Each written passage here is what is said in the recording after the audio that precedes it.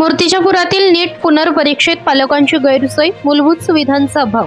नीट UG पुनर्परीक्षेसाठी Akola, Buldhana, Washim आणि अमरावतीसह विविध जिल्ह्यातून आलेल्या विद्यार्थी व पालकांना मूर्तिजापूर येथील परीक्षा केंद्रावर मोठ्या गैरसोयींचा सामना करावा लागला। भारतीय ज्ञानपीठ विद्यालय, सेंट अँड स्कूल तसेच शासकीय तंत्रनिकेतन महाविद्यालय हेंड्स या केंद्राबाहेर पालकांसाठी पिण्याचे पाणी, बसण्याची व्यवस्था आणि सावलीची सोय नसल्याने तीव्र नाराजी व्यक्त करण्यात आली। कडक उन्हात तासनतास थांबलेल्या पालकांनी प्रशासनाच्या नियोजनावर प्रश्नचिन्ह उपस्थित केले। देशातील महत्त्वाच्या वैद्यकीय प्रवेश परीक्षेसाठी विद्यार्थ्यांसह पालकांच्या सोयी सुविधांचाही विचार होणे आवश्यक असल्याची मागणी यावेळी करण्यात आली। परीक्षेच्या पार्श्वभूमीवर मूलभूत सुविधांचा अभाव असल्याने पालकांमध्ये संतापाचे वातावरण पाहायला मिळाले। महाराष्ट्र न्यूज 1 साठी संपादक इस्माईल शेखसह प्रतिनिधी श्याम वाळस्कर, मूर्तिजापूर। हा, मी डॉक्टर मोरेश्वर गोतरकर, शेगाव इथे राहतो आणि आज माझ्या मुलीचा नीटची एक्झाम आहे। दुसऱ्यांदा देते आहे ती एक्झाम, कारण की मागच्या महिन्यात जे 3 तारखेला एक्झाम झाली होती तर त्याचा पेपर फुटला होता, परंतु तेव्हा मला रिपोर्टर वगैरे कोणी काही दिसले नव्हते, पण आता आवर्जून उभे राहिले त्याच्याबद्दल धन्यवाद तुमचे सर्वांचे। पण आता मी मुलीसाठी कोल्ड्रिंक्स घ्यायला गेलो तर कोल्ड्रिंकचं दुकान बंद होतं, जसं काही दारूचं दुकान आहे ते।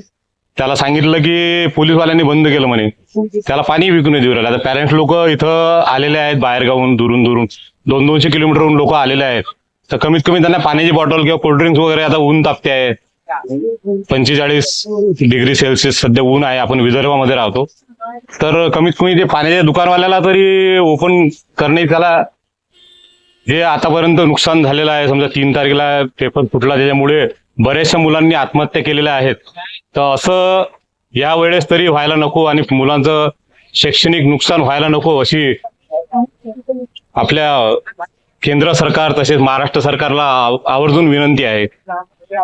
धन्यवाद मला बोलण्याची संधी दिली त्याबद्दल। काय म्हणणार?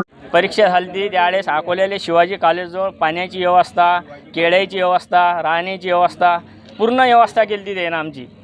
अटी तर काही स्टॉल नाही, काही नाही, उन्हात राहा लागून राहिलं आम्हाला उभं, पाणी बी नाही सुद्धा प्यायले। कुठून आले? मी संग्रामपूरहून आलो। काय नाव आहे? प्रकाश शेनकर। कोण आहे तुमचं? एक्झाम मुलगा आहे माझा। आणि माझा पुतण्याला घेऊन आम्ही आलेलो आहोत नीटच्या एक्झामसाठी।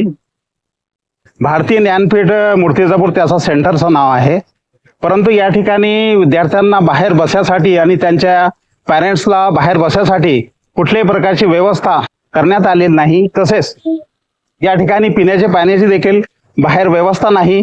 तसेच सर्वात महत्त्वाचा म्हणजे सेंटरच्या दर्शनी भागामध्ये कुठेही रोल नंबरची लिस्ट किंवा यादी लावण्यात आलेली नाही।